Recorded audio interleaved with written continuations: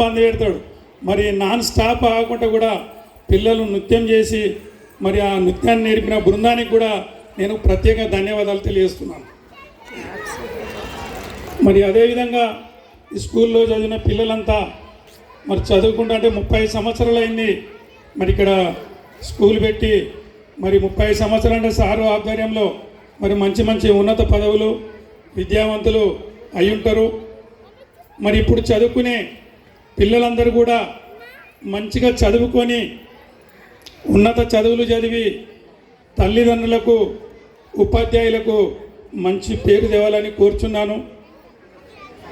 ఉన్నత చదువులు చదివి మన దేశానికి పౌరులుగా రేపు ఐఏఎస్ ఐపీఎస్ ఈ దేశంలో మంచి పదవులు తీసుకొని ఉన్నత ఐఏఎస్ ఐపీఎస్ పదవులు తీసుకొచ్చి దేశాన్ని మంచి పేరు తేవాలని ఈ స్కూల్ విద్యార్థులను కోరుచున్నాను. మరి అదేవిధంగా ఈరోజు పిల్లలు కొంచెం సమయంలో సంస్కారం అనేది తగ్గిపోయింది రాను రాను. మా గతంలో మేము స్కూల్కి వెళ్ళినప్పుడు టీచర్ పిలిచి ఏ తప్పు చేసినా కూడా బరిగలు తెచ్చి చేయిలు దాపమని ఏళ్ళీరేదా కొట్టేది. ఇలా తిట్టినా కొట్టినా కూడా మా బాబునేమో కొట్టినావు మా బాబునేమో తిట్టినావు ఆ విధంగా ఏర్పడినది.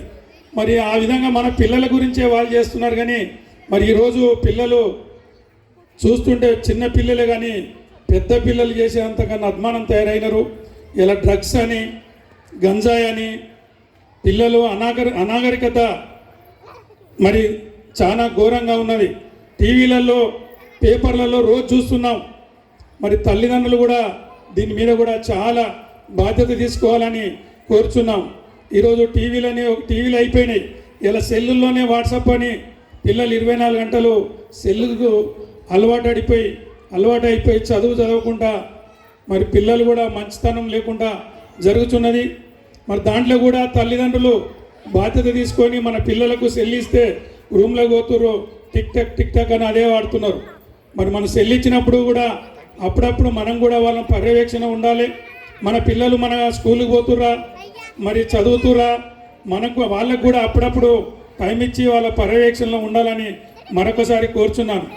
విద్యార్థులు కూడా